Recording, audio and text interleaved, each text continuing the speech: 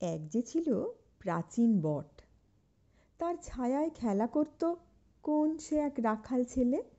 গরু চড়াতো সে সারাদিন, আর সারাটা দুপুর বিশাল বটগাছের অজস্র ঝুড়ির গোলক ধাঁধায় ঘুরে ঘুরে বেড়াত।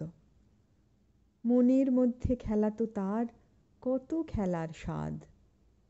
আনমনা ঘুরতে ঘুরতে সেই বিশাল বটের জটিল জটের খোপে লুকোনো গল্প খুঁজত সে।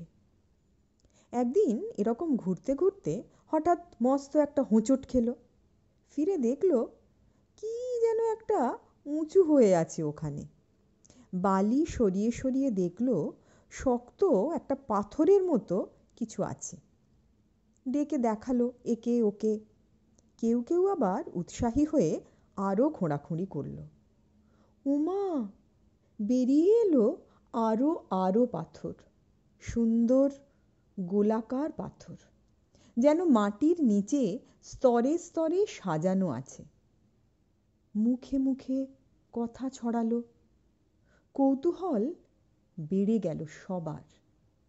গ্রামশুদ্ধ লোক এবার কোদাল শাবল নিয়ে এসে হাজির। বালির স্তূপ সরিয়ে সরিয়ে নিচে নামতে লাগলো গর্ত। ক্রমশ যা বেরিয়ে এলো তা দেখে মনে হলো এ এক মন্দিরের চূড়ো। তারপর থেকে ওই চূড়াটুকুই পুজো করত গ্রামের মানুষ। কোন দেবতার মন্দির, কে কতদিন আগে তৈরি করেছিল, কি করে মন্দির এভাবে বালিতে চাপা পড়ল, কেউ জানে না। বটের নিচে তারা এ মন্দিরের নাম দিল বটেশ্বর। এখানে মানুষই দেবতা গড়ে। পরে অবশ্য সরকারি প্রচেষ্টায় মন্দিরের সম্পূর্ণ শরীর উঠে এসেছে মাটির ওপরে। এই প্রথম এমন মন্দিরে এলাম যেখানে সিঁড়ি উঠতে নয়, নামতে হলো বিগ্রহ দর্শন করতে।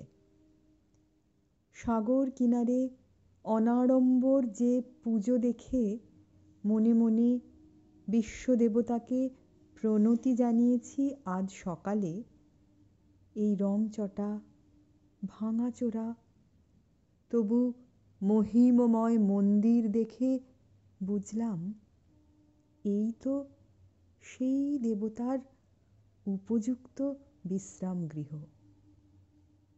কবি হিমালয়কে দেবতাত্মা বলেছেন, কিন্তু প্রকৃতপক্ষে সমগ্র ভারতবর্ষই তো দেবতাকে এইভাবে আত্মার আত্মীয় করে রেখেছে আবহমান কাল।